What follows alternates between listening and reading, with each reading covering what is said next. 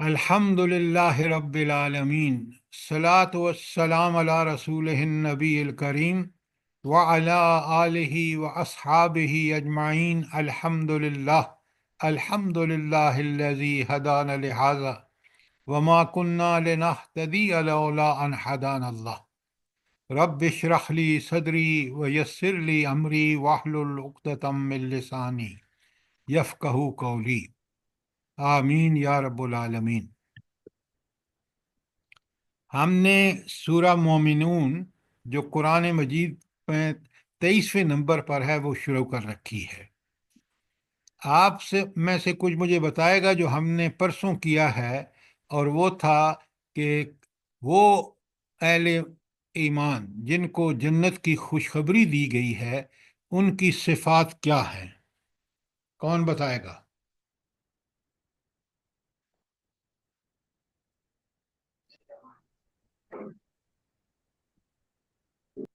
میں آپ کو بتاتا ہوں، یہ آپ کو لکھ کے اپنی کاپی، اس لیے کہتا ہوں کہ کاپی لے کے، اور پھر بعد میں 7 پیجز کا ہینڈ آؤٹ الگ آپ کو بھیجا ہے جو بعد کی آیات ہیں 12 اور 13 کے بارے میں، لیکن یہاں بڑے غور سے سنیں۔ پہلی صفت ہے کہ ان کی نماز میں خشوع اور خضوع ہوتا ہے۔ نمبر 2، لغویات سے وہ پرہیز کرتے ہیں۔ نمبر 3، زکوٰۃ کی ادائیگی اور پاکیزگی کا بھرپور خیال رکھتے ہیں۔ نمبر 4، عفت اور پاک بازی، یہ ان کا شیوا ہے۔ اور اس کے بعد جو نیکسٹ ہے وہ امانتوں اور عہدوں کی پابندی ہے۔ تو یہ امانت کا کیا مفہوم ہے اور عہد کا کیا مفہوم ہے؟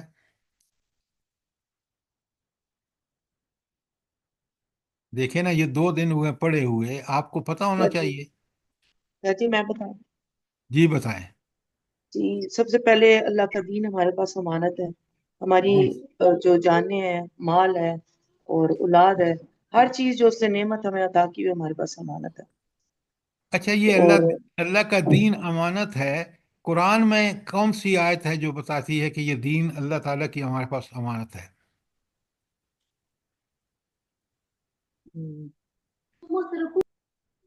یہ جو پہاڑوں کو اللہ تعالیٰ نے کہا نا کہ میں ایک امانت تمہارے سپرد کرنا چاہتا ہوں، تو وہ ڈر گئے۔ سورہ الحشر، ہاں، لیکن ڈاکٹر صاحبہ آپ اب بڑے غور سے سنیں۔ سورہ لقمان۔ اچھا، تو یہ دین ہی وہ امانت تھی جس سے وہ ڈر گئے تھے۔ اب بات سمجھ آئیے؟ جی سر جی، الحمدللہ۔ اچھا، تو اس کے آخر میں ہے حفاظت والی نماز۔ تو بات شروع ہوئی تھی خشوع اور خضوع والی نماز سے، اور بیچ میں پورا دین آ گیا۔ میں نے ایک ایک آیت کے بارے میں لکھوایا ہے آپ کو، اور آخر میں حفاظت والی نماز۔ تو اگر آپ اپنی نماز کو خشوع اور خضوع والی نماز بنا لیں اور اپنی نماز کی حفاظت کریں تو آپ کے لیے اس پورے دین کی پابندی اللہ تعالیٰ بہت آسان فرما دیں گے۔ اور جب یہ آپ پابندیاں کریں گے، نماز آپ کی خشوع اور خضوع والی ہوگی اور حفاظت والی ہوگی، تو اللہ رب العالمین آپ کو جنت کا مستحق بنا دے گا۔ یہ میری اور آپ کی ہر ایک کی بھرپور کوشش ہونی چاہیے۔ کیوں؟ ہمیں جنت چاہیے، اور جنت کا حصول کے لیے قرآن نے یہ شرائط بتا دی ہیں۔ بڑے غور سے دیکھیے، یہ قرآن کو صرف پڑھیے مت، اس قرآن کے اندر وہ کچھ ہے دینے کے لیے جو کیا ہماری نسلیں بھی لیتی رہیں گی تو وہ کبھی سیر نہیں ہوں گی۔ تو یہ آیت 1 تا 11 کلیئر ہے؟ جی سر۔ کوئی سوال؟ اچھا، اس کے بعد آیت 12 اور تا 14، کل میں نے آپ کو 7 پیجز کے ہینڈ آؤٹ کے بعد پوری تفصیل سے بتایا ہے کہ قرآن مجید میں اختصار کے ساتھ کہ کون کون سی انسان کی ابتدا کیسے ہوئی، پھر اللہ تعالیٰ نے اس کی جو تخلیق کا سلسلہ رکھا ہے ماں کے پیٹ میں، کہ وہ کس طرح نطفہ سے علقہ، علقہ سے مضغہ، مضغہ سے پھر اس ہڈیاں بنتی ہیں، اس کے اوپر اللہ تعالیٰ گوشت چڑھاتے ہیں، وہ ساری تفصیل آپ نے دیکھی ہے۔ اچھا، قرآن نے آپ نے دیکھا کہ یہاں 12 سے 14 مومنون کی ہو یا ہم پڑھ کے آئے ہیں سورہ حج کی 5، دونوں میں ایک ہی مضمون ہے۔ تو اس کے بیان کرنے کا اللہ تعالیٰ کا مقصد کیا ہے؟ جلدی بتائیں۔ آیات انفس ہیں کہ انسان اپنی تخلیق پر غور کرے۔ تو ہم غور کرتے ہیں۔ دیکھیں، یہ جو غور کا لفظ ہے نا، قرآن کی آیات کے پیش نظر غور کریں۔ یہ صرف ایسا غور نہیں ہے کہ انسان جو چاہے دماغ کو لڑاتا رہے، نہیں، حق قرآن میں بیان ہوا ہے، اسی بیان حق کے بیان کو سامنے رکھ کے غور و فکر کرے کہ کس طرح ایک بوند، ایک نطفہ میاں بیوی کا ملتا ہے اور اس سے جو انسان بنتا ہے، وہ انسان کن صلاحیتوں، کن قوتوں، کن فہم و ادراک کا مالک ہوتا ہے۔ اور اس رب کا کمال دیکھیں کہ اس نے اس انسان کو اشرف المخلوقات بنا دیا، اور یہ اشرف المخلوقات کب تک رہتا ہے؟ جلدی بتائیں۔ جب تک اللہ تعالیٰ کی اطاعت میں رہتا ہے سر۔ اور جب اللہ تعالیٰ کی اطاعت نہیں کرتا تو پھر کیا بن جاتا ہے؟ اسفل سافلین، نیچوں سے بھی نیچ ہو جاتا ہے۔ ہوا کل انعام، اسفل السافلین۔ تو اس کا مطلب یہ ہے کہ بنانے والے نے، اس کے خالق نے، وہ اس کا مالک بھی ہے، وہ اس کا رازق بھی ہے، وہ اس کا حاکم بھی ہے، اس پہ ساری طاقتیں، ہر قسم کی، علم کی، حکمت کی، اختیار کی، سب طاقتیں اس کے پاس ہیں۔ اور انسان وہ حق ہے اور وہ حق کی فرماتا ہے۔ قرآن اس کا کلام ہے، وہ حق ہے۔ اس قرآن کے خلاف جو چیزیں ہیں وہ ساری کی ساری گمراہی ہے۔ کیا ہم اس قرآن سے ہدایت لیتے ہیں یا نہیں لیتے؟ جلدی بتائیں۔ نہیں لیتے سر۔ بہت کم۔ بہت کم لیتے ہیں، بہت کم۔ تو کم لینے والا جو ہے وہ، کیونکہ اس کی مجبوری ہے کہ اس نے اپنے نام کے ساتھ مسلمان رکھا ہوا ہے، لیکن مسلمان اللہ کے ہاں وہ ہے جو اللہ کی ہر بات، ہر جگہ، ہر وقت، ہر حالات میں اللہ ہی کی بات مانے۔ اچھا، اس کے بعد یہ تو تھا 1 تا 11، اور پھر ہم نے یہ دیکھ لیا کہ ان 3 آیتوں میں 12 تا 14 میں اللہ تعالیٰ نے کس طرح کھول کے بتایا ہے کہ انسان ذرا اپنی تخلیق پر غور کر، اور دیکھیں انسانوں میں بعض کتنے ناشکرے ہیں کہ وہ اسی اللہ کو اپنی پیدائش پہ غور نہیں کرتے، وہ اسی اللہ کے بارے میں جھگڑنا شروع کر دیتے ہیں کہ پتہ نہیں ہے بھی کہ نہیں، یہ کیا لوگوں نے، یہ انبیاء آتے ہیں اور کہتے ہیں اللہ کی عبادت کرو، اور کس طرح اس نبی کی ہر نبی کی مخالفت میں کس قدر لوگ جو ہیں کھڑے ہو جاتے ہیں۔ قرآن اس کو کھول کھول کے بیان کرتا ہے۔ یہ انسانوں کی ناشکری کا نتیجہ ہے کہ وہ گمراہی دنیا میں بھی خوار ہوتے ہیں۔ آج آپ دیکھیں دنیا کتنی جہنم زار بنی ہوئی ہے، کبھی غور کیا آپ نے؟ آپ فتنے دیکھیں، امریکہ کا نیا الیکٹ صدر کہتا ہے کہ کینیڈا کو صوبہ ہونا چاہیے، وہاں ایک بڑی زبردست چپکلش شروع ہو گئی ہے۔ خود اپنے ملک میں دیکھیں، کل جو ہے وہ اس کے اٹامک انرجی کمیشن کے 12 بندے انہوں نے اغوا کر لی ہیں، جو خبریں چل رہی ہیں۔ افغانستان کے ساتھ ہمارا کیا پھڈا چل رہا ہے۔ تو دنیا یقین مانے اس اللہ کی حکمت، اللہ کے دین کو چھوڑ کر، قرآن کو چھوڑ کر کس ذلت اور پستی میں پہنچ چکی ہے۔ آپ نے کبھی ریئلائز کیا ہے یہ چیزیں یا نہیں کی؟ جی السلام علیکم۔ بہت کی زیادہ ہے تو ریئلائز پھر ہوتا بہت ہے۔ زیادہ فیل ہوتا ہے سر۔ اب تو ایسے ایسے گھرانے نظر آتے ہیں کہ جو بالکل جہالت کے راستے پہ چل رہے ہیں، گمراہی کے راستے پہ۔ کچھ گھرانے ایسے ہیں جہاں کچھ لوگ جو ہیں وہ دین کے راستے پہ ہیں، باقی اکثریت ڈوب رہی ہے۔ یہ بالکل آپ نے ٹھیک کہا، بالکل یہی ہماری صورتحال ہے۔ اور قرآن صاف بتاتا ہے کہ ادخلوا فی السلم کافہ، پورے کے پورے دین میں داخل ہو جاؤ۔ اس کا منظر آپ کو مدینے کی ریاست، چاہے وہ نبی کریم صلی اللہ علیہ وآلہ وسلم ہوں یا خلفائے راشدین ہوں، وہاں پورا یہ صادق آتی ہے کہ وہ سارے کے سارے پورے کے پورے دین میں داخل تھے۔ لینڈ آف دی لا شریعت تھی۔ وہ خلیفہ کہاں ملیں گے؟ عمر جیسے لوگ، ابو بکر صدیق جیسے لوگ، حضرت علی جیسے لوگ رضی اللہ تعالی عنہم، حضرت عثمان جیسے لوگ کہاں ملیں گے؟ آج آپ دیکھ لیں، پورے اسلامی ممالک کو دیکھ لیں، یہ جو آج پتہ نہیں آپ لوگوں نے دیکھا ہے کہ نہیں، ایک نقشہ اسرائیل نے بھیجا، وہ اس کو دنیا میں پبلش کیا ہے کہ کون کون سے اسلامی ملک جو ہیں ان پر وہ قبضہ کریں گے۔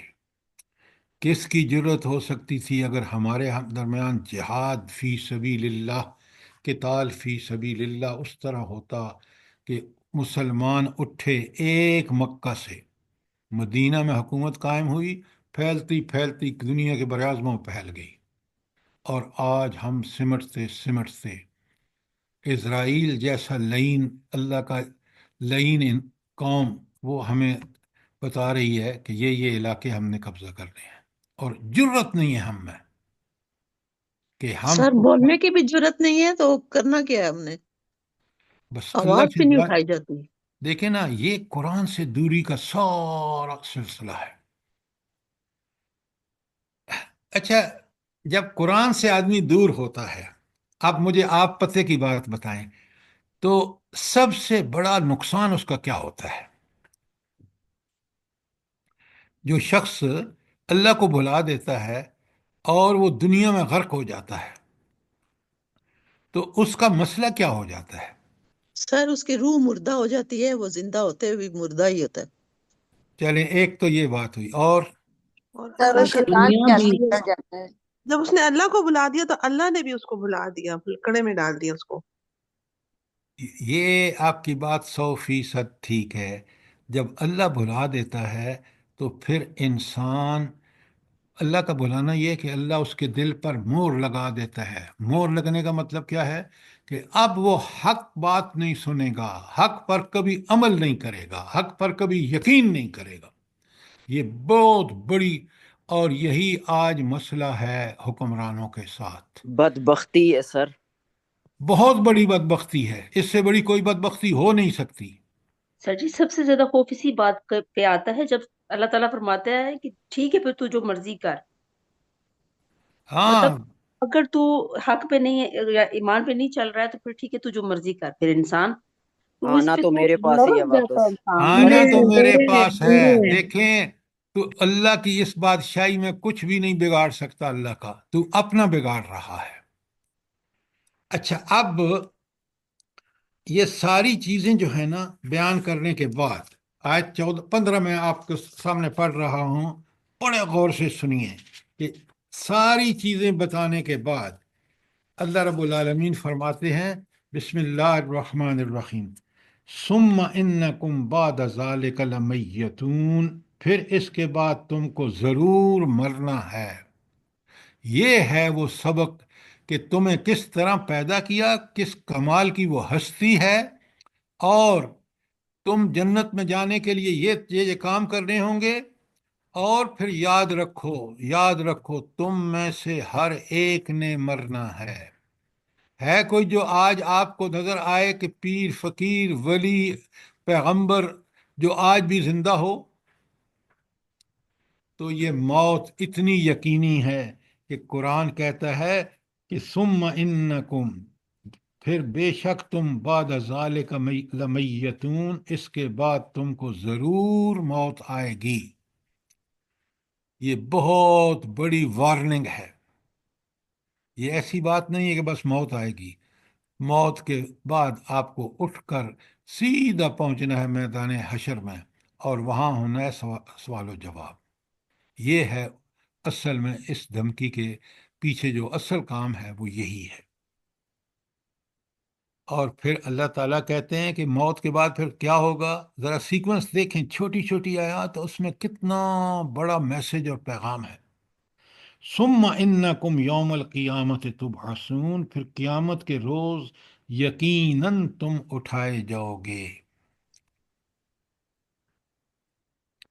اب یہاں مجھے بتائیں، یہ جو آج ہم روز کہتے ہیں 24 گھنٹے کا، کیا وہ جب قیامت کے دن دوسرا سور پھونکا جائے گا، ہم اٹھائے جائیں گے، تو کیا وہ دن ہے، یہی دن ہوگا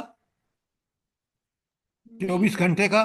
نہیں نہیں نہیں، سر، نہیں وہ 50,000 سال کا دن، 50,000 سال کا دن ہوگا سر۔ یوم اب نسیر کے لفظ الفاظ آتے ہیں سر۔ اب آپ سوچیں کہ اس دن میں جب رب یہ کاروائیاں کریں گے ساری، کہ لوگ اٹھے ہیں، اٹھ کے انہوں نے پہنچنا ہے، فٹافٹ ہر آدمی دوڑ رہا ہے، کوئی پاؤں کے بل چل رہا ہے، کوئی تیز چل رہا ہے، کوئی نہ سر کے بل چل رہا ہے، گناہ گاروں کا کتنا پہنچنا مشکل ہوگا۔ سوچیں ذرا، آج اس عارضی دنیا میں اگر ہم اس رب برحق دین قبول کر کے اس پہ چلتے، تو وہاں موت کا وقت ہو، قبر کا برزخ کا وقت ہو، محشر کے پہنچنے کا وقت ہو، اٹھنے کا وقت ہو قبر سے، وہاں حساب کتاب سب آسان۔ کس کے لیے؟ جس نے دنیا میں، عارضی دنیا میں، خلق الموت والحیات لیبلوکم ایکم احسن عملا، کہ اس نے زندگی اور موت کا مقصد ہی یہی تھا کہ اللہ تعالیٰ پیدا فرما کر اور پھر موت کا ایک مقرر وقت رکھ کے بیچ میں انسان کو آزمائے۔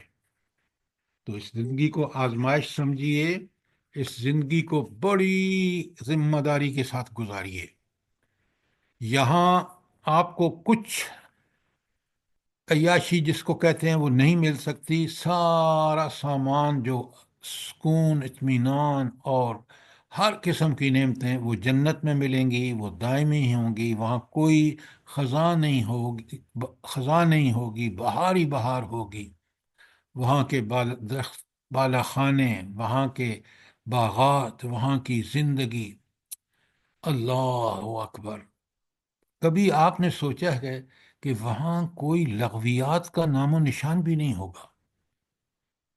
یہ گانے، یہ بکواس، یہ انسان کو کی روح کی جو اذیتیں ہیں، وہاں اذیتوں کا نام نشان بھی نہیں ہوگا۔ اللہ تعالیٰ مجھے بھی اور آپ کو وہ جنت نصیب فرمائے۔ آمین ثم سر جی، آمین۔ اللہ تعالیٰ فرماتے لا یسمعون فیہا لغوا ولا تأثیما ولا تعصیما، کیا الا بات! قیلا سلاما سلاما۔ آپ نے کبھی سوچا ہے کہ یہ دنیا کتنی پرسکون ہوگی وہاں کی، جس میں دیکھیں نا، یہاں دنیا انسان کو ورغلانے کے لیے، گمراہ کرنے کے لیے، کیونکہ یہ آزمائش ہے نا، کیا کیا انسان گھڑ رہا ہے، کیا کیا گمراہی پھیلانے کے لیے ہمارے پاس ہتھ کنڈے ہیں۔ ایک سوشل میڈیا کو ہی دیکھ لیجئے، ایک پرنٹنگ پریس کو، یہ وہ میڈیا دیکھ لیجئے جو چاہے وہ آپ الیکٹرانک ہے یا پرنٹ ہے۔ اللہ اکبر! تو دیکھا آپ نے، یہ 15 اور 16 آیت کس قدر انسان کے لیے یاد دہانی ہے۔ اچھا، اب یہ جو آیت 17 ہے، میں آپ کے سامنے پڑھ رہا ہوں، آپ نے مجھے ایک سوال کا جواب دینا ہے۔ پہلے آپ کو موقع ہوگا سوال کرنے کا، پھر میں سوال کروں گا۔ آیت 17 میں اللہ تعالیٰ فرماتے ہیں، بسم اللہ الرحمن الرحیم، وَلَقَدْ خَلَقْنَا فَوْقَكُمْ سَبْعَ طَرَائِقَ، اور ہم نے تمہارے اوپر 7 راستے بنائے، وَمَا كُنَّا عَنِ الْخَلْقِ غَافِلِينَ، اور ہم تخلیق کے اس کام سے ناواقف نہیں تھے، ہمیں تو اس کی مائکرو ڈیٹیلز بھی پتہ تھیں، بہت باریک طریقے سے۔ تو یہ جو آیت میں نے آپ کے سامنے پڑھی ہے، پھر پڑھ دیتا ہوں، وَلَقَدْ خَلَقْنَا فَوْقَكُمْ سَبْعَ طَرَائِقَ، اور تمہارے اوپر ہم نے 7 راستے بنائے، وَمَا كُنَّا عَنِ الْخَلْقِ غَافِلِينَ، اور ہم اس تخلیق سے کچھ بھی ناواقف نہ تھے۔ بات سمجھ آ گئی ہے آپ کو؟ جی سر۔ سر یہ سبق اور رائق سے کیا مطلب ہے؟ 7 آسمان، طے بطے 7 آسمان، انہی کو سبع طرائق کہا گیا ہے۔ دوسری جگہ اس کو وہی، سبع سماوات، جی، 7 سماوات، سورہ ملک۔ بالکل ٹھیک کہا آپ نے۔ کوئی سوال؟ اچھا، اب آپ نے سوال نہیں کیا تو میں سوال کر رہا ہوں، اب جواب دینا آپ پہ لازم ہے۔ اوپر جو پہلی میں صفات بتائیں کن کی، ان مومنوں کی وہ جنت میں جائیں گے۔ پھر انسان کا یہ بتایا کہ وہ کس طرح کن مراحل سے کیسے وہ اس سے نطفہ سے علقہ بنا، علقہ سے مضغہ بنا، مضغہ سے پھر اس کی ہڈیاں، اس کے اوپر گوشت چڑھایا گیا، ساری تفصیلات پر اس کا اور اس آیت کا تعلق کیا ہے؟ دیکھیں نا، یہاں ہر قرآن بالکل مربوط ہے، ہر ایک نیکسٹ آیت کا پہلی سے تعلق ہے۔ تو اس آیت 17 کا اوپر والی آیات سے کیا تعلق ہے؟ سر اس کا یہ ہے کہ تم زیادہ بڑی چیز نہیں ہے، تم سے زیادہ تو آسمان زمین کو میں نے بنایا، آسمانوں کو، تو انسان کی پیدائش کوئی بہت بڑی چیز نہیں۔ ایکسیلنٹ، یہ ہوئی نا بات۔ جب آپ ٹھیک جواب دیتے ہیں مجھے بڑی خوشی ہوتی ہے کہ آپ قرآن کو سمجھ رہے ہیں۔ اب یہاں بالکل آپ نے ٹھیک کہا کہ تم لوگ یہ صرف اوپر والی پہ حیران ہو رہے ہو کہ میں نے انسان کو کس طرح بنایا، ذرا دیکھو کائنات میں، دیکھو اس آسمان کو دیکھو جس میں طے بطے میں نے 7 آسمان بنائے ہیں۔ یہ رب کی معرفت کی نشانیاں ہیں، یہ آیات آفاق ہیں۔ غور سے سنیں، لکھیں اپنے پاس، جن سے ہمیں پتہ چلتا ہے کہ وہ رب کس قدر کمال کی ہستی ہے۔ کہ بندے کو پیدا کرنا تو بڑی چھوٹی سی بات ہے، یہ دیکھو یہ 7 آسمان اس نے پیدا کیے ہیں، یہ اس رب کی معرفت ہمیں حاصل ہو رہی ہے۔ یہ رب کی معرفت کیوں حاصل ہو رہی ہے؟ کیا مقصد کیا ہے؟ جلدی بتائیں۔ سر اللہ تعالیٰ کی طاقت قدرت اس قدر زیادہ ہے کہ کوئی سوچ بھی نہیں سکتا، سب کچھ کر سکتا ہے، سبحان اللہ۔ ڈاکٹر صاحبہ، یہ ساری باتیں آپ کی ٹھیک ہیں، اللہ تعالیٰ کا یہ سب معرفت رب ہمیں جھکا دیتی ہے رب کے سامنے۔ ہمیں اللہ تعالیٰ مطالبہ کر رہا ہے کہ دیکھو میرے کمالات، اس لیے تم میرے پکے سچے پیروکار بن جاؤ، میری ہدایت جو میں قرآن کے ذریعے بھیج رہا ہوں اس پہ عمل شروع کر دو، کیونکہ تمہارا معاملہ اس رب سے ہے جو ان طاقتوں قدرتوں کا مالک ہے، اور جی سر۔ قیامت کے دن وہ عدل و انصاف کی انتہا کر دے گا۔ وہ جو آئیڈیل جسٹس جہاں ہم دنیا میں سنتے ہیں نا، آپ کی عدالتوں میں کہیں آئیڈیل جسٹس کا نام و نشان ہے؟ نام و نشان بھی نہیں ہے سر۔ تو اللہ تعالیٰ کہہ رہے ہیں کہ وہاں آپ کو ملے گا۔ کیوں؟ وہ جو کرسی پہ بیٹھا ہوگا نا رب، اس کو آپ کی ایک ایک چیز کا علم ہوگا، اس کو کوئی ڈھونڈنے کی ضرورت نہیں ہے گواہوں کی، نہ جھوٹی گواہی وہاں چلے گی، اس لیے کہ اس نے ایک ایک عمل نیت سے واقف، اور پھر اس کو فرشتے لکھ رہے ہیں۔ ذرا نوٹ کریں کہ قرآن، اللہ کی معرفت ہمیں اپنی ذمہ داری کا ٹھیک ٹھیک احساس دلاتی ہے۔ یہ بات سمجھے پوری طرح۔ اگر میں نے آپ نے یہ نہ سمجھا نا تو پھر قرآن پڑھنے کا حق ہم نے ادا نہیں کیا۔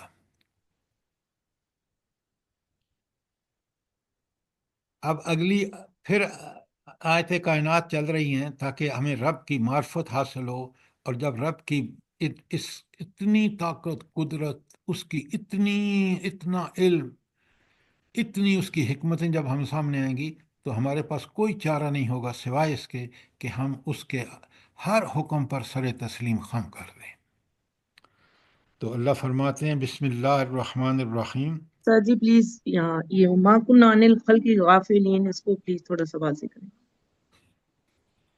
اچھا یہ بتائیں کہ اللہ تعالیٰ کہتا ہے کہ یہاں تو آپ نے صرف یہ کہا، اللہ تعالیٰ نے یہ فرمایا نا کہ میں نے تخلیق کی ہے میں اس سے غافل نہیں تھا۔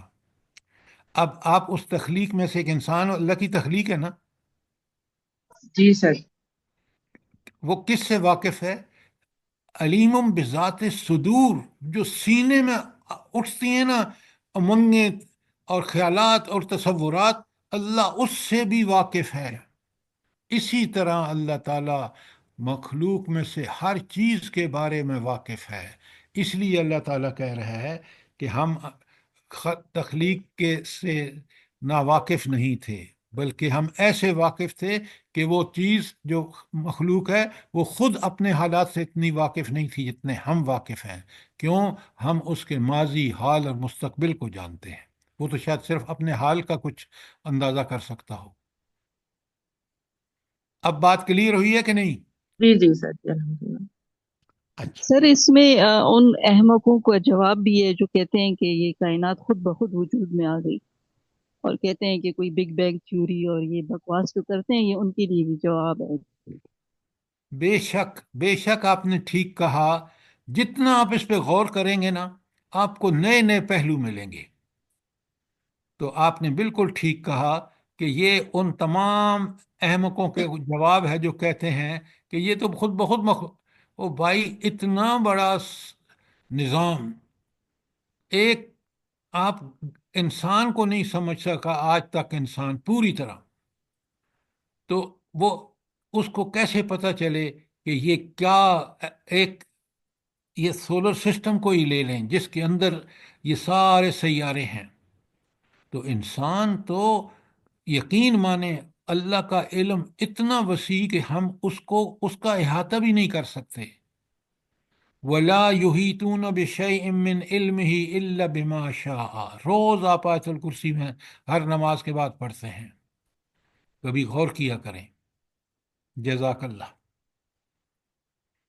اچھا، وَأَنزَلْنَا مِنَ السَّمَاءِ مَاءً، ہم نے آسمان سے پانی اتارا، بِقَدْرٍ، ایک ٹھیک حساب کے مطابق، فَأَسَقْنَاهُ فِي الْأَرْضِ، پھر ہم نے اس پانی کو زمین میں ٹھہرا دیا، وَإِنَّا عَلَىٰ ذَهَابٍ بِهِ لَقَادِرُونَ، اور ہم جس طرح چاہیں اس پانی کو غائب کر سکتے ہیں۔ اچھا، اب یہ تو ہو گئی بارشوں کا اللہ تعالیٰ کا نظام۔ لیکن یہ آیت ہے کس کے متعلق؟ انسان کے حوالے سے، جلدی بتائیں۔ اس اللہ پانی تعالیٰ کی جو نعمتیں انسان کو دیتا ہے وہ او لے بھی ہو سکتا ہے۔ ڈاکٹر صاحبہ بالکل آپ الٹی بات مت کریں، یہاں میں نے اس آیت میں کہا ہے، انسان کی زندگی اور موت اللہ کے اختیار ہے، جب چاہے اور موت بس دے دے۔ بس بس بس بس بس بس آیات آپ کائنات ہے سر، کائنات کے بارے میں آیات ہے۔ آپ بڑے غور سے سنیں، یہ آیت ربوبیت کے بارے میں ہے۔ اس پانی سے جو برستا ہے، ساری آپ کی غذائیں زمین میں سے اگتی ہیں اس پانی کی بنا پر، اس لیے یہ آیت ربوبیت کے بارے میں ہے۔ پتہ نہیں آپ کیا ہانک رہے ہیں، میری بات سمجھیں کہ نہیں سمجھے آپ؟ خود انسان کی ربوبیت اس پانی پر ہے، تو یہ آیت جو ہے وہ اللہ تعالیٰ کی ربوبیت کی نشانی ہے۔ غور سے سنیں، سمجھیں، اگر میں غلط کہہ رہا ہوں تو مجھے بتائیں۔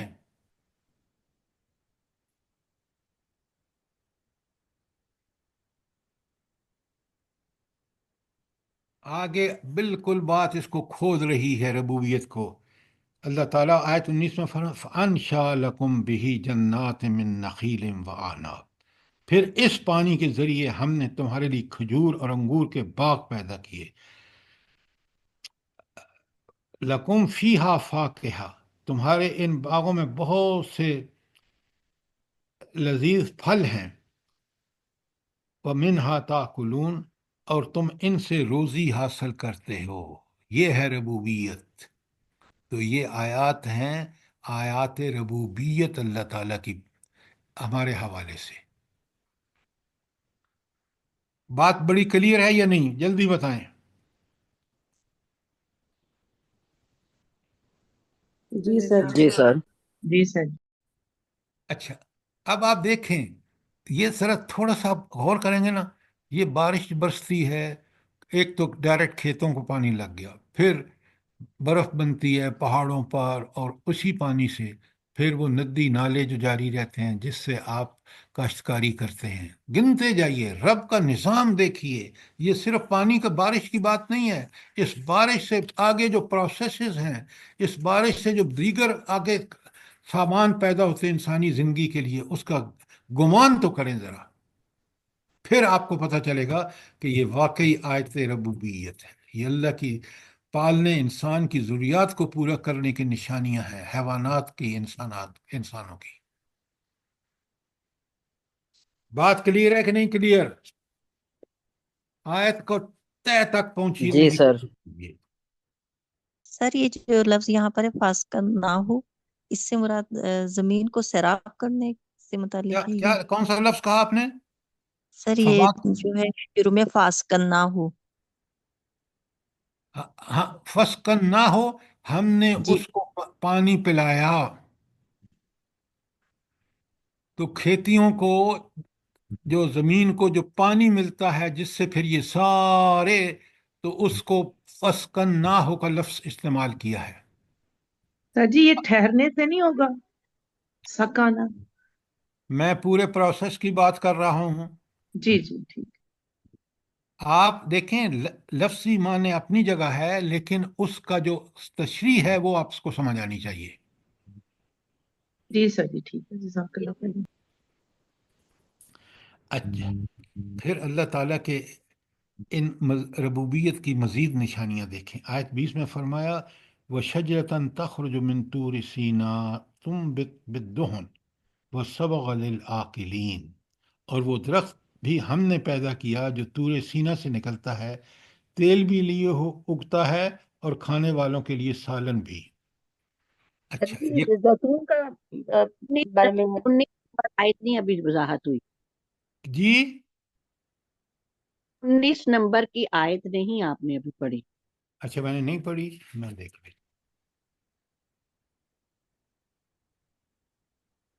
کمال کرتے ہو، یہ ساری تو میں نے کھول کے آپ پڑھی کے ہے سامنے۔ پڑھی ہے سر، ہے پڑھی سر۔ ہے پڑھی ہے۔ آپ سو تو نہیں رہے تھے؟ نہیں سر، میں ہر آیت پڑھنے کے بعد آپ سے سوال بھی پوچھتا ہوں کہ کوئی سوال؟ آپ لگتا ہے سو رہے تھے۔ اچھا، آیت جی نمبر ہو 20، گئی ہے۔ آیت نمبر 20، وَشَجْرَةً تُخْرَجُ مِن طُورِ سِینَاءَ تُنبِتُ بِالدُّهْنِ وَالصَّبْغَ لِلْعَاقِلِينَ، اور وہ درخت بھی جو ہم نے پیدا کیا جو طور سینا سے نکلتا ہے، تیل بھی لیے اگتا ہے اور کھانے والوں کے لیے سالن بھی، یہ ہے زیتون۔ اب ہمارے وٹین ملک ہی میں وٹ رہی تو نہیں وٹ سر۔ آپ پڑھ لیں تاکہ پھر دیکھیے، جب بات ہو رہی ہوتی ہے تو پلیز آپ الٹی سیدھی بیچ میں بات مت کیا کریں۔ اب یہ زیتون جو ہے، اب یہ اگنا شروع ہوا ہے پاکستان میں، لیکن آپ دیکھ لیں جدید سائنس بھی یہ کہتی ہے کہ یہ تیل صحت کے لیے انتہائی مفید چیز ہے، اور رب اپنے احسان بتا رہے ہیں کہ دیکھو، میں نے تمہاری ربوبیت، تمہیں پالنے کے لیے، تمہاری بیماریوں کے علاج کے لیے زیتون جیسا درخت جو ہے وہ پیدا فرمایا ہے، اور اس کے فائدے دو بتائیں کہ اس سے تیل بھی نکلتا ہے، تیل لیے ہوئے اگتا ہے، اور کھانے والوں کے لیے سالن بھی۔ اب یہ جو خواتین ہیں آپ کو بتائیں گی، اور آپ بھی کھاتے وقت، مرد بھی جو ہے وہ کہتے ہیں جی آج گھی کم ہو گیا، آج زیادہ ہو گیا ہے، اور بغیر گھی کے کوئی چیز پک نہیں سکتی۔ ابال کے آپ سوپ بنا سکتے ہیں، لیکن کوئی سالن جو ہے وہ بغیر گھی کے نہیں بن سکتا۔ تو اللہ رب العالمین کے احسان دیکھیں کہ کس قدر انسان کی ضروریات کا خیال رکھتے ہوئے ہر وہ چیز پیدا فرمائی ہے جو اس کے کھانے کے لیے ضروری تھی۔ کوئی سوال؟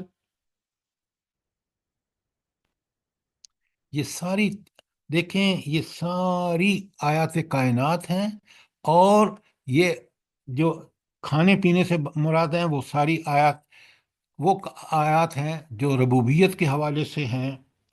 اور اب اللہ تعالیٰ اسی ربوبیت کا ذکر کرتے ہوئے، تاکہ انسان، مقصد کیا ہے؟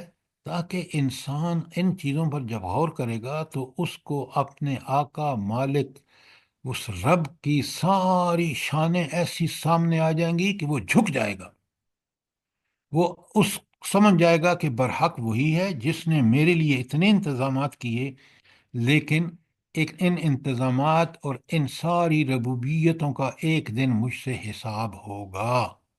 یہ ہے وہ نقطہ جو قرآن ہمارے سامنے بیان کر رہا ہے۔ آگے آپ دیکھیں آیت 21 اور 22 میں، یہ جو چوپائے ہیں نا، 4 پاؤں والے جانور، اونٹ، گائے، بیل، کس قدر انسان کی ربوبیت کا یہ اللہ نے بندوبست کیا ہے۔ گوشت ہم ان کا کھاتے ہیں، دودھ ہم ان کا پیتے ہیں، مکھن اس دودھ سے بنتا ہے، دہی اس دودھ سے بنتی ہے۔ اور پھر رب کس طرح ہمیں بتاتا ہے کہ دیکھو، تم غور کرو، بسم اللہ الرحمن الرحیم، وَإِنَّ لَكُمْ فِي الْأَنْعَامِ لَعِبْرَةً، اور حقیقت یہ ہے کہ تمہارے لیے مویشیوں میں بھی ایک سبق ہے، ایک عبرت ہے۔ کس بات کی؟ نسقیکم، وہ تمہیں پلاتے ہیں، مما فی بطونہا، جو ان کے پیٹوں میں ہے۔ کیا پلاتے ہیں بلا؟ دودھ۔ دودھ اللہ اکبر، اللہ اکبر۔ بس انسان تو حیوان ہے نا، اللہ کی نعمتیں کھا کے بیکار مار دیتا ہے۔ کاش آپ یہ سمجھیں، یہ جانور، یہ ان کا دودھ کتنی لذت کی چیز ہے، ان کا گوشت کتنا، اگر یہ نہ ہو تو کھانے پینے کا مزہ ہی نہیں ہے۔ سبحان اللہ و بحمدہ، سبحان اللہ العظیم۔ ذرا غور کیجئے، میں سر اور آپ، یہ بھی اللہ کی قدرت ہے نا کہ اسی جانور کے پیٹ میں وہیں پہ دودھ ہوتا ہے، وہیں پہ گوبر ہوتا ہے، وہ آگے آ لیکن رہا ہے، جب ذرا ہم صبر تو کریں آپ۔ اچھا، اللہ تعالیٰ فرماتے ہیں وَلَكُمْ فِيهَا مَنَافِعُ، اور اس میں تمہارے دوسرے بھی فائدے ہیں۔ دودھ ہی صرف نہیں ہے، بلکہ گوشت ہے، اس کی چمڑے سے آپ جوتے بناتے ہیں، آپ خیمے بناتے ہیں، پتہ نہیں کیا کیا انڈسٹریاں چلتی ہیں اس سے۔ وَمِنْهَا تَأْكُلُونَ، اور اسی سے تم کھاتے ہو۔ یہ دیکھیں، آپ ذرا غور کریں کہ ہم کتنے غفلت میں ہیں کہ ہم ان تمام چیزوں کو جو یہاں بیان ہو رہی ہیں، اگر واقعتاً ہم اللہ تعالیٰ کے احسان سمجھیں تو ہم اللہ تعالیٰ کے مطیع اور فرمانبردار بن کے دنیا میں گزارا کریں۔ جب اللہ تعالیٰ کے فرمان بردار اور مطیع ہو جائیں گے، قرآن کی اطاعت کریں گے، تو اللہ کی رحمتیں نازل ہوں گی۔ آپ میں سے کس کس نے پڑھا ہے وہ جو رحمت کے مستحق اہل ایمان؟ کس کس نے پڑھا ہے؟ سر جی میں سر یہاں پڑھا ہے۔ میں نے بھی پڑھا پڑھا ہے ہے سر۔ سر جی، پڑھا ہے۔ تھوڑا سا میں نے بھی دیکھا ہے، ابھی ٹائم ہو گیا تھا، پھر لیکچر پورا میں پڑھا سر جی، آپ کو کیسا لگا ہے؟ بہت زبردست زبردست ہے۔ سر جی، میں اچھا، سب مجھے زبردست مت بتائیں، مجھے یہ بتائیں کہ اس کے پڑھنے کے بعد بندے کو کیا احساس ہوتا ہے؟ سر جی اللہ تعالیٰ کی جو نعمتیں ہم پر برس رہی ہیں ان کا احساس ہوتا ہے، اور زیادہ شکر کیا بات گزاری کا کر رہے ہیں، کیا بات کر رہے ہیں؟ سر جی اس کو پڑھنے کے بعد مجھے یہ ہوا کہ ہمیں سختی سے شریعت پہ کاربند رہنا چاہیے، قرآن کے ساتھ جڑا رہنا چاہیے، اور یہی وہ چیزیں ہیں جو اللہ تعالیٰ کی رحمت کا سبب بنتی ہے۔ انسان کے لیے رحمت تب ہی ہوتی ہے جب وہ اللہ تعالیٰ کے دیے ہوئے کلام پہ پورے طریقے سے عمل درآمد کرتا ہے، عمل کرتا ہے اس پہ۔ ارم صاحب، آپ نے بالکل 100% ٹھیک کہا۔ یہ ہے وہ کنکلوژن کہ اللہ تعالیٰ کی رحمت جڑی ہوئی ہے کس سے؟ قرآن کے پر یقین اور قرآن پر عمل کرنے سے، ورنہ یہ رحمت کسی اور کو نہیں مل سکتی۔ اس کے لیے یقینی ہے جو اس قرآن سے بھرپور فائدہ اٹھائے، اس کے مطابق زندگی گزارے۔ یہ اتنا بڑا ہینڈ آؤٹ جس میں قرآن کا پورا، آپ نے بالکل ٹھیک اس کا جو ہے جس نکالا ہے۔ کہ اللہ کی رحمت جس کا انسان بے حد محتاج ہے، وہ صرف اور صرف اللہ کی کتاب کو پڑھ کے سمجھ کے اس پر عمل کرنے سے ملے گی۔ اگر یہ آپ نے نہیں سمجھا تو پھر آپ نے اتنی ساری آیات پڑھی ہیں تو آپ کیا سمجھے ہیں؟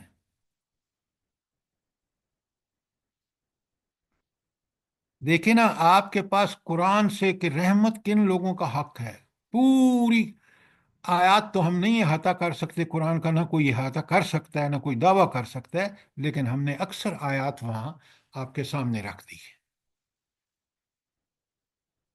جی سر جی، بہت بہترین ہے، اور اس میں یہ بھی ہے کہ انسان کو مایوس نہیں ہونا چاہیے، اور مایوس تو جیسے کہا تھا حضرت ابراہیم علیہ السلام نے کہ اللہ کی رحمت سے مایوس تو گمراہ لوگ ہی ہوتے ہیں، تو یہ بہت پیارا آپ نے بھیجا ہے رحمت کے حوالے سے۔ اچھا، اب ذرا نعمتوں کا غور کریں، اور خاص کر یہاں ربوبیت سے متعلق جو آیات ہیں کائنات میں، اللہ تعالیٰ فرماتے ہیں کہ انہی جانوروں میں سے جن کا آپ دودھ پیتے ہیں، گوشت کھاتے ہیں، اوپر 21 میں آیا، 22 میں فرمایا وَعَلَيْهَا وَعَلَى الْفُلْكِ تُحْمَلُونَ، پھر تم ان جانوروں کو کھانے کے بعد کیا کرتے ہو؟ ان پر اور کشتیوں پر سوار بھی ہوتے ہو، گھوڑے، اونٹ، یہ سارے جانور، جو خچر، یہ سارے سواری کے لیے، اور پھر یہ کشتیاں، یہ بحری جہاز۔ آپ پتہ نہیں واقف ہیں کہ نہیں کہ یہ بحری جہاز کا تو ایک پورا سلسلہ ہے، مرچنٹ نیوی، اس میں لوگوں کے لیے جاب، اور اس کے لیے کاریں جاپان سے ساری دنیا میں پہنچتی ہیں ان بحری جہازوں کے ذریعے، جو مشینری رہی ہے، جو بھاری ہے، وہ سوائے ان کے اور لے جانے کا کوئی ذریعہ نہیں ہے۔ تو یہ رب کے کمالات تو دیکھیں کس قدر یہ شروع ہیں آیت 15 سے، اور میں نے آپ کے سامنے 22 پڑھی ہے، تو یہاں تک اللہ تعالیٰ نے اپنی ان رحمتوں کا احساس انسان کو دلایا ہے جو اللہ رب العالمین۔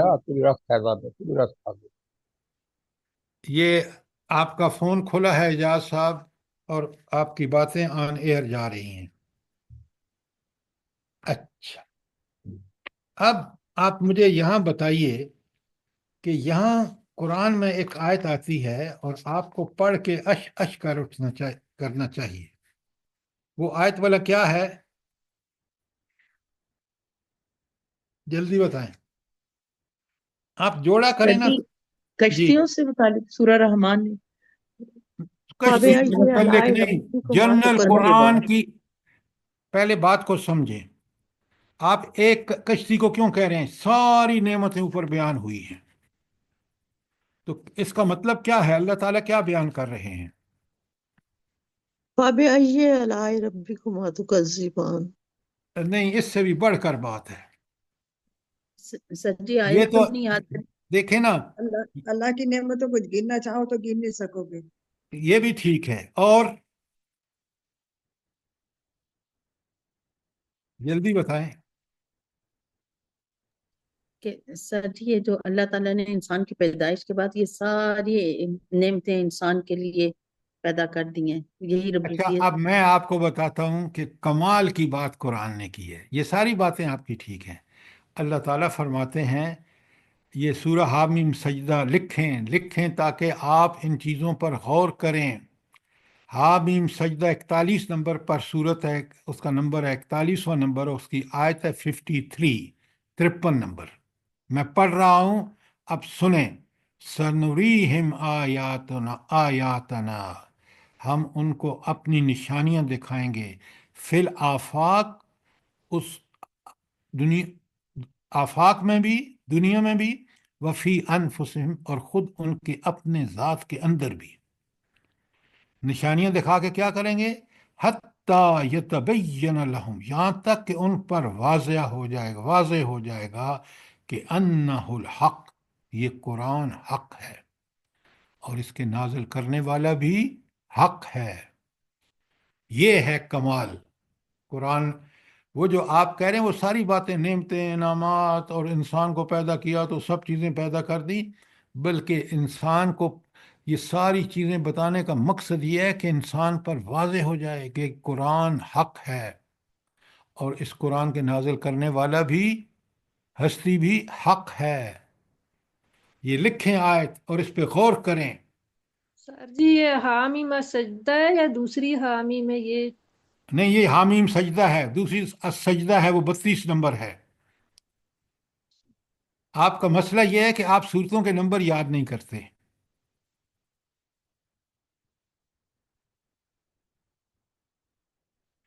آپ یہ کر کے دیکھیں نا، صورتوں کے نمبر یاد کر کے آپ قرآن کو پوری طرح دیکھنے میں سیکنڈ بھی نہیں لگے گا کہ کون سی آیت ہے، اس کا نمبر پتہ ہے آپ، آیتیں نمبر کے حساب سے قرآن میں ہیں، بڑی آسانی سے جلدی سے مل جاتی ہیں۔ ٹھیک ہو گیا؟ ٹھیک ہے سر۔ بات سمجھ آئی ہے کہ نہیں آئی؟ جی سر، جی سر۔ سبحان اللہ و بحمدہ۔ دیکھیں ہم ان آیات کو پڑھ کے قرآن کے برحق ہونے کا کتنا بڑا اللہ تعالیٰ نے جو دعویٰ فرمایا ہے، اس کے کتنے بڑے ثبوت ہیں آپ کے پاس۔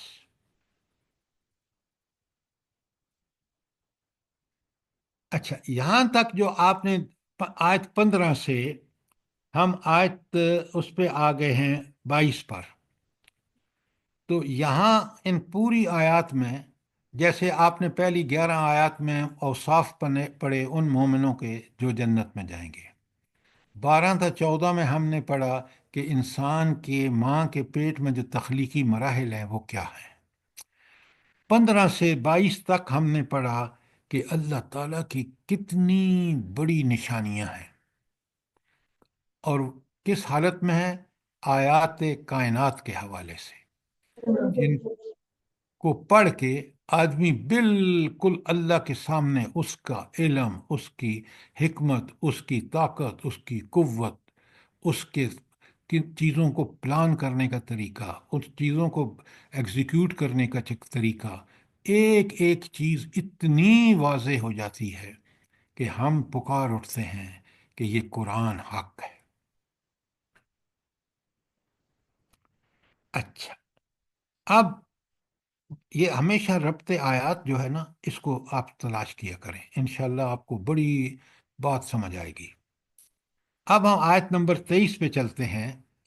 23 سے 50 تک جو ہے وہ اللہ تعالیٰ ہمیں بتا رہا ہے کہ یہ جو میں رسول بھیجتا ہوں، یہ کتنی بڑی میری کرم نوازی ہے کہ وہ تمہیں بتاتے ہیں کہ تم کون ہو، کہاں سے آئے ہو، کہاں جاؤ گے، کب ناکام ہوگے، کب کامیاب ہوگے، یہ زندگی کیا ہے، اس زندگی کے بعد موت کیا ہے، موت کے بعد آخرت کیا ہے، وہاں حساب کتاب ہوگا، پھر وہ جنت اور دوزخ کیا ہے، یہ دنیا جو ہے یہ آزمائش ہے، اور آخرت انعام کا طریقہ اللہ تعالیٰ نے بنایا ہے کہ اللہ تعالیٰ وہاں اس دنیا کی پرفارمنس پر، اس دنیا کی کارکردگی پر انسان کو آخرت میں اس کی سزا اور جزا دیں گے۔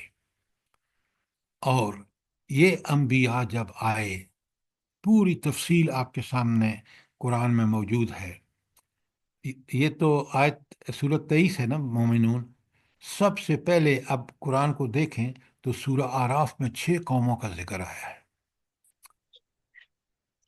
اور پھر سورہ ہود میں ذکر ہے، اسی طرح سورہ یوسف پوری کی پوری واقعات ہے حضرت یوسف کی زندگی کے بارے میں، سورہ ہجر میں ہے، اور اب یہاں 23 میں جو ہے اللہ تعالیٰ نے بتایا کہ 23 تا 50 میں لکھ لیں تاکہ اوپر کہ رسولوں کی دعوت کو جھٹلانے والوں کا کیا برا انجام ہوا۔ یہ آیات جو عبرت دلاتی ہیں وہ مجھے اور آپ کو کس بات کی عبرت دلاتی ہیں، کس بات کی تلقین کرتی ہیں، کس بات کی تاکید کرتی ہیں؟ کہ جو ان قوموں نے رسولوں کی نافرمانی کی تم نہ کرو۔ اگر ان تم نبی چھوڑ کے اگر کس کی تم بندگی اب کرتے چپ ہو؟ رہیں، اگر تم نے محمد الرسول اللہ صلی اللہ علیہ وسلم جو آخری نبی ہیں اس کے بعد کوئی نبی نہیں آنا، اور یہ کتاب قرآن جس کی اللہ تعالیٰ نے بذات خود حفاظت لی ہے، اگر تم نے اس کی نافرمانی کی تو تمہارا انجام بھی وہی ہوگا۔ اللہ کے ہاں نہ کوئی پیسہ چلے گا، نہ رشوت چلے گی، نہ کوئی جان پہچان چلے گی، نہ حسب و نسب چلے گا، کوئی چیز کام نہیں آئے گی۔ یہ ہے ان آیات کا مفہوم جو مجھے اور آپ کو اخذ کرنا چاہیے۔ اب بات سمجھ آئیے؟ جی سر۔ اب بات شروع کرتے ہیں اللہ تعالیٰ حضرت نوح علیہ السلام سے، اور کس قدر، اب اگر الفاظ کو آپ خیال کریں نا، کاش عربی آپ سمجھیں، ورنہ ترجمے سے ضرور اس کو ریلیٹ۔ اللہ تعالیٰ وَلَقَدْ أَرْسَلْنَا، ان دو الفاظ میں یقیناً ہم نے رسول بھیجے۔ یہ رسول کس نے بھیجے؟ اللہ نے۔ کس کو بھیجا؟ نوحًا الی قومہ، نوح علیہ السلام کو اپنی قوم کی طرف بھیجا۔ فقال، تو اس نے کیا کہا؟ یا قوم، اے میری قوم کے لوگو، اعبدوا اللہ، ایک اللہ کی عبادت کرو، ما لکم من الہ غیر، اس اللہ کے علاوہ تمہارا کوئی الہ نہیں ہے۔ اچھا یہ بتائیں کہ یہاں یہ لفظ الہ کا معنی کیا ہے؟ اب لا الہ روز پڑھتے ہیں، کیا مطلب ہے الہ کا معنی؟ جلدی مالک، بتائیں۔ خالق۔ سر بس دوسرے سارے معبودوں کی نفی اور اللہ بس کی بس بس بس بس میں آپ سے پوچھ رہا ہوں، اس الہ کی طاقتیں قدرتیں کیا ہیں؟ آپ مجھے عبادت کا مفہوم بتا رہے ہیں، سوال کو تو سمجھا کریں پہلے۔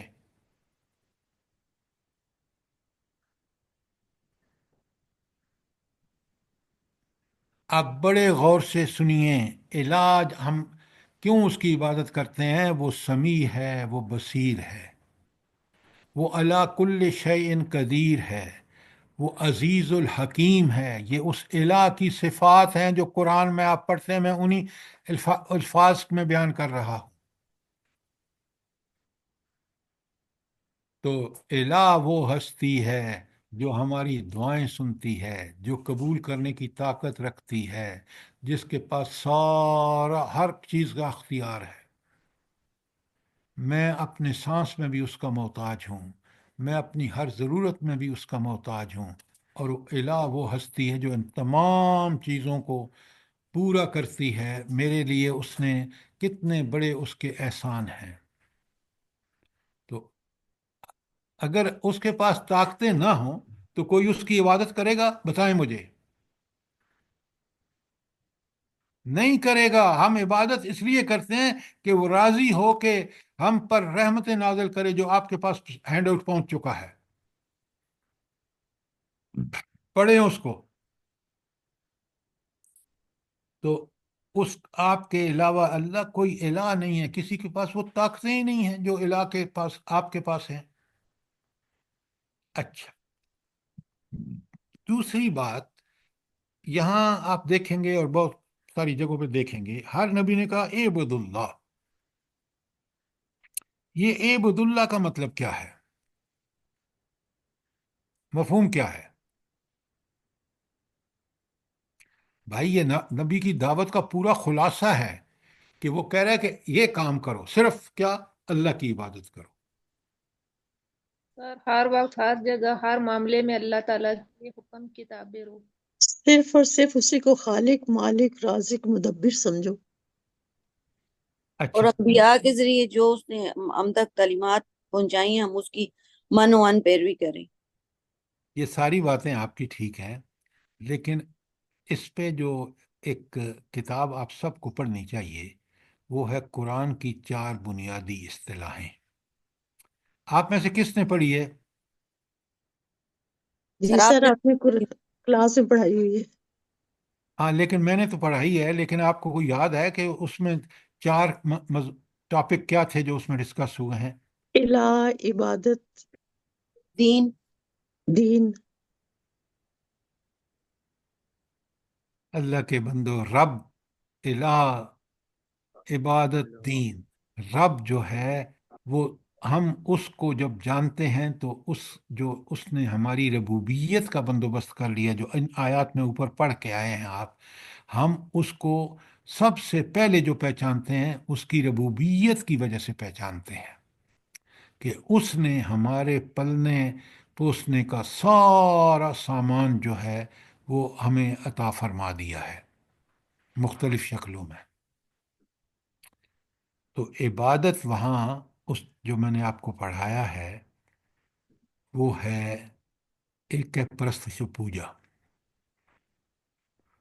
نمبر 1، نمبر 2 ہے اطاعت اور غلام اطاعت، اور نمبر 3 ہے غلامی۔ اچھا، یہ جو پرستش و پوجا ہے یہ کیوں کی جاتی ہے اللہ کی؟ کون سی چیز ہے جو ہمیں مجبور کرتی ہے کہ ہم اللہ ہی کی پرستش پوجا؟ میں بتا دیتا ہوں آپ کو، یہ جو ہم محبت کر پرستش پوجا جو ہے وہ ہے رکوع، سجود، قیام، حج پہ ہم دیوانہ وار چکر لگاتے ہیں کعبۃ اللہ کے، ہم دوڑتے ہیں صفا مروہ کے درمیان وغیرہ وغیرہ، یہ سارے پرستش پوجا ہیں۔ اس کو انگریزی کا بہت اچھا ترجمہ ہے ایکٹس آف ورشپ۔ تو ان کی وجہ کیا ہے کہ ہم اللہ تعالیٰ کا اس طرح والہانہ سجود و رکوع ہوں یا وہاں قیام ہو یا آپ کا کعبۃ اللہ کے لیے چکر لگانے ہوں، اس کی وجہ کیا ہے؟ سر اس اللہ تعالیٰ کی بے انتہا صفات جن کا کوئی احاطہ ہی نہیں کر سکتا، ان صفات کی وجہ سے ہم ایک منٹ، آپ بالکل ٹھیک کہہ رہے ہیں۔ ان صفات کا اصل مقصود میرے اور آپ کے لیے اللہ کی محبت کس سے ہوتی ہے؟ جس کے سب سے زیادہ احسانات ہوں اسے سب سے زیادہ محبت ہوتی ہے۔ اور قرآن کی یہ آیت چند الفاظ ہیں، یاد رکھ رہے ہیں، والذین آمنوا، آگے کیا ہے؟ اشد حبا للہ اشد حبا للہ، جو اہل ایمان ہیں وہ سب سے زیادہ اللہ سے محبت کرتے ہیں، اس لیے کہ اللہ تعالیٰ کے ہی سب سے زیادہ احسانات ہیں، ابھی آپ پڑھ رہے ہیں۔ تو پرست پوجا نتیجہ ہے اللہ تعالیٰ سے والہانہ محبت کا، سب سے زیادہ محبت، ماں باپ سے بھی زیادہ محبت، کیونکہ ماں باپ بھی اسی نے دیے ہیں۔ سمجھ آ گئی آپ کو پرست پوجا؟ جی سر، اچھا، الحمدللہ۔ دوسرا ہے اطاعت۔ اچھا، اللہ تعالیٰ کی اطاعت کا حکم کہاں آیا ہے؟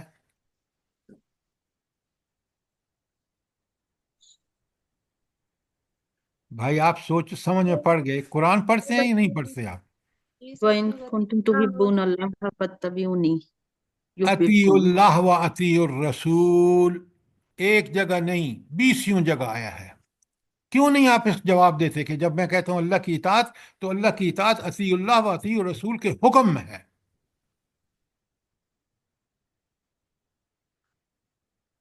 اللہ اکبر! تو آپ نے دیکھا کہ اتنی اطاعت ضروری ہے اللہ کی۔ اچھا، اللہ کی اطاعت کیسے کریں مجھے یہ بتائیں۔ سر فاتبعونی، نبی کریم صلی اللہ علیہ وسلم کی پیروی سے۔ آپ یہ کہیں کہ دنیا میں اللہ تعالیٰ کی اطاعت کا نمونہ جو ہے وہ حضور نبی کریم صلی اللہ علیہ وآلہ وسلم ہے، تو اطاعت رسول ہی اللہ کی اطاعت ہے۔ خود قرآن کہتا ہے وَمَن يُطِعِ الرَّسُولَ، آگے کیا ہے؟ فقد عطا اللہ۔ اللہ اب اس کے معنی سمجھیں، دیکھیں، یہ آپ کے پاس دلائل زبانی یاد ہونے چاہیے کہ اللہ کی اطاعت کا طریقہ صرف اور صرف دنیا میں اللہ کا رسول آ کے بتاتا ہے کہ تم اللہ کی اطاعت اس طرح کرو، نماز اس طرح پڑھو، روزہ اس طرح رکھو، حج اس طرح کرو، شادی اس طرح کرو، مرنے پہ کیا کرو، شادی پہ کیا کرو، جینے پہ کیا کرو، عدالتوں میں کیا کرو، وغیرہ وغیرہ۔ بات سمجھ آئی کہ نہیں آئی؟ الحمدللہ۔ اچھا، غلامی کیوں مانا ہے اس کا کہ اللہ تعالیٰ کی عبادت کا لفظ جو ہے غلامی کے لیے بھی. جی غلام کیونکہ 24 گھنٹے کا ہوتا تھا اس لیے کہا گیا کہ 24 پہلے گھنٹے تو میڈم، اللہ کی پہلے اطاعت. آپ کہیں عبادت عبد سے نکلا ہے، عبد کا معنی غلام ہے. ہم عبادت کے 3 معنی کر رہے ہیں نا، تو عبادت کو پکڑے رکھیے. اب آپ غلام کی بات آگے تفصیل بتا رہے ہیں، میں سوال کر رہا ہوں کہ عبادت کے معنی غلامی کیسے ہے؟ تو آپ ہم کو ہر چیز کے لیے اس کے محتاج ہیں. او ہو ڈاکٹر صاحب، آپ خدا کے لیے بات کو سمجھیں. عبادت عبد سے بنا ہے اور عبد کا معنی ہے غلام. لاجک کیوں نہیں آپ اس قرآن کا لاجک کیوں نہیں استعمال کرتے؟ آپ اپنی کیوں بات ہانکتے ہیں؟ تو عبادت کے 3 معنی ہوئے. پہلا ہے پرست پوجا، وہ ہماری سب سے بڑھ کر محبت اللہ سے، اس کا نتیجہ ہے. دوسرا ہے اطاعت، کیونکہ وہ آقا ہے. اور تیسرا ہے غلامی، کیونکہ ہم عبد ہیں اور وہ آقا ہے. اب غلامی کا بھی تصور وہی ہے جو بالکل اس وقت جب قرآن نازل ہوا تھا، وہ غلامی، آج کی غلامی نہیں. آپ اگر اپنی ماسی کو کہہ سکتے ہیں کہ جس کو آپ نے صفائی کے لیے رکھا ہوا ہے کہ کھانا بنا دو، بنائے گی کھانا؟ نہیں. نہیں. تو وہ آپ کی غلام نہیں ہے. وہ آپ کے ایک خاص کام کے لیے مخصوص ہے، وہ کرتی ہے، چلی جاتی ہے. اب اس وقت جب قرآن نازل ہوا تو وہ زرخرید غلام ہوتا تھا، اور اس کو اس گھر کے بچوں کی بھی بات ماننی پڑتی تھی. آقا اور مالک کو تو چھوڑیے. تو گویا ہم اللہ کے وہ غلام ہیں جو اس وقت غلامی کا مفہوم ہے کہ ہم نے اس رب کی ہر بات ماننے کا پورا حق ادا کرنا ہے. تو اس لیے ہر نبی کا آ کے کہتا تھا اعبد اللہ، کہ تم اللہ کی عبادت کرو. تینوں کام اللہ کے لیے، پرست پوجا بھی اللہ کی، اطاعت بھی اللہ کی، اور غلامی بھی اللہ تعالیٰ کی. جب یہ کرو گے تو تم اس کے بندے بن جاؤ گے. تو یہ اصل میں یہی سب سے بڑا کام ہے مومن کا، کہ وہ عبادت اللہ کی کرے. کوئی سوال یہاں تک؟ اچھا، اب اس آیت میں آگے اللہ تعالیٰ افلا تتقون، تو تم اللہ سے ڈرتے نہیں ہو. اس کا مطلب یہ ہے کہ حضرت نوح کی قوم جو تھی وہ اللہ کو تو جانتی تھی. بھائی وہ پوچھ رہے ہیں نا کہ اس اللہ سے ڈرتے کیوں نہیں جس کو تم جانتے ہو. اب یہ تقوی کا مفہوم میں کل کھولوں گا. آپ کو آلریڈی بھیج چکا ہوں نا تقوی کے بارے میں، چیزیں مل چکی ہیں. جی سر. جی سر. ذرا ان کو پڑھ کے آئیے. آپ کو میں نے گزارش کی تھی کہ آپ ان چیزوں کو پرنٹ کرا کے فائلیں بنا لیں اور اب اس کے اندر فولڈر لگا لیں، اس کے پارٹیشن لگا لیں کہ یہ آیتیں تزکیہ تقوی کے بارے میں ہیں، یہ آیتیں عبادت کے بارے میں ہیں، تاکہ آپ کو پوری طرح بات سمجھ آ جائے گی. لیکن اگر یہ میسج پڑھ کے اور پھر اس کو ڈیلیٹ کر دیں گے تو یہ سارا خزانہ جو آپ کو قرآن کی آیات کا مل رہا ہے اس سے آپ فارغ ہو جائیں گے. دیکھیں ابھی میں نے تقوی میں کہا تو مجھے ایک بہن کی آواز آئی ہے کہ ہاں وہ میرے پاس تقوی کا آرٹیکل ہے. آپ سب پڑھ کے آئیں، اور کل انشاءاللہ میں نے آج اس آیت میں، کیونکہ انبیاء کی دعوت اور حضرت نوح کی دعوت، ہر نبی کی دعوت ایک ہے. نمبر 1 عبد اللہ کا مطلب کیا ہے، الہ کون ہوتا ہے، یہ ساری چیزیں کھول دی ہیں. اور افلا تتقون، تو اللہ تعالیٰ کا نبی ان سے کہہ رہا ہے کہ پھر اس سے ڈرتے کیوں نہیں، اس کو مانتے ہو، اس کی یہ ساری طاقتیں بھی مانتے ہو. تو کل انشاءاللہ آگے شروع کریں گے. کوئی سوال، کوئی تجویز ہو کہ اس کو فاسٹ ہے، سلو ہے، بات سمجھانے میں کوئی کمی ہے، تو مجھے ضرور بتائیں تاکہ میں اپنی اصلاح کر لوں. سر بہت اچھے جزاک اللہ خیر سر. اس سے بہتر اور کوئی ہم لوگوں کے پاس ذریعہ نہیں ہے سمجھنے کا. اللہ پاک آپ کو جزائے خیر دے، اور ہم سب کو جو آپ سے جڑے ہوئے ہیں आमीन और हम लोगों के औलादों को भी नेक करे परवरदिगार। आमीन आमीन।